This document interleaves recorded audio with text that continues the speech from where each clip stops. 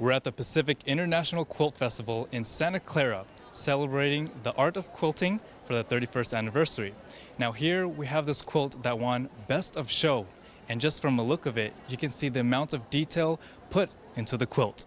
This original design quilt is named Sweet Madam Blue, sewn by Margaret Gunn from Maine. It represents the culmination of patience and skill.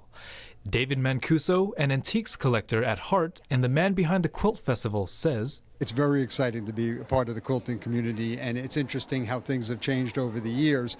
A lot of people will say that quilting is an American art, but I'm not totally sure of that. I think it's been around the world even before." Artists use a combination of machine and handwork. I think the quilting part, the stitching on the machine.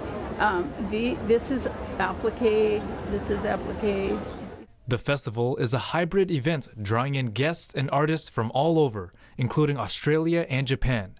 Mancuso says the Bay Area is really a respected gathering of a lot of quilters. It's a public show. It's open to the public for people to come out and enjoy shopping the vendors and also looking at hundreds of quilts, some of them in our international competitions, and some of them are also just special exhibits that travel around the world and around the country. The other aspect of the show is there's a learning aspect to the show, and we also offer workshops, seminars, lectures. We even have a fashion show.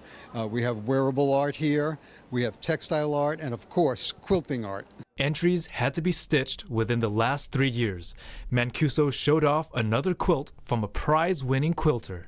You could see the tradition in it, the starburst, the applique. When you see this very thick applique like this, it's called trapunto.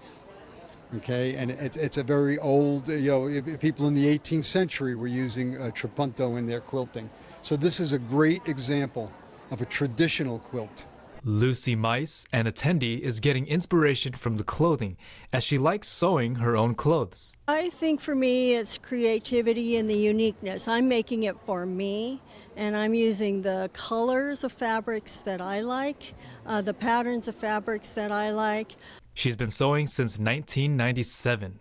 You can buy sweatshirts now and you can embellish those so it looks like a sweatshirt.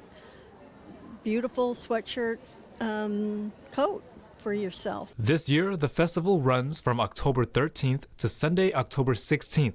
It's open from 10 to 5 this Saturday and 10 to 4 on Sunday. David Lamb, NTD News, California.